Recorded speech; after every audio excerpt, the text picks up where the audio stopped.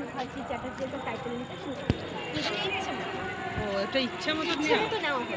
দেন যখন ব্রিটিশরা আসে তখন তাদের হাজব্যান্ডের যে টাইটেল সেটা ওয়াইফের। তাহলে মুখার্জি চ্যাটার্জিকে ব্রাহ্মণ বললো কে? আরে এটা তো ব্রাহ্মণ।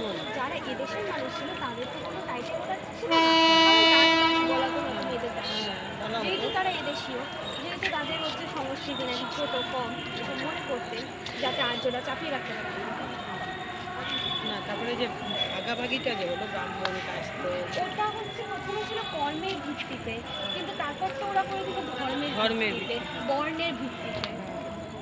তার মাঝে এলো কতগুলো উপবর্ণ, অনেক ব্যাপার। তুই আমাকে বুঝাই দিবি পরের বার এসে। বইটা পড়তে পড়তে পাগলা হয়ে গেছিলাম আগে লাইব্রেরিতে। আমার 1000 টাকা দাম বইটা, তো কেনা যায় না, 500 টাকা পেয়ে যাবে। যাই হোক আমাকে বুঝাই দিবি। হ্যাঁ, যে বাঙালির ইতিহাস আদি পর্ব।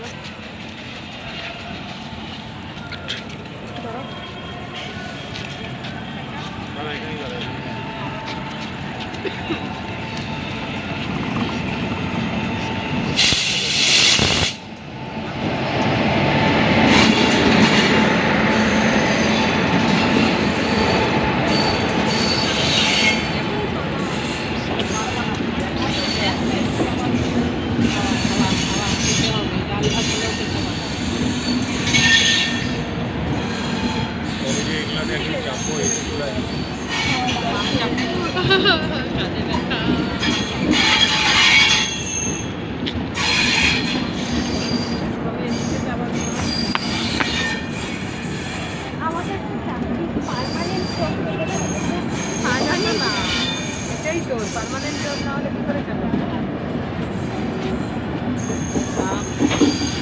খাওয়া শুরু করি আরামে আছে থাকছে উঠেই খাওয়া শুরু করি। ভালো তো। তুমিও ভাতটা খেয়ে নেবে, তাড়াতাড়ি হয়ে যাবে না?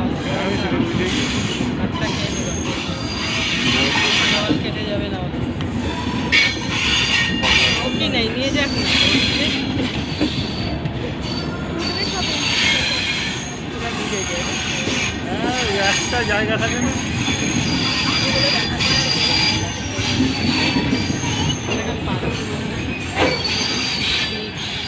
আরো ওইদিকে যেতে হবে গো। আসুক না।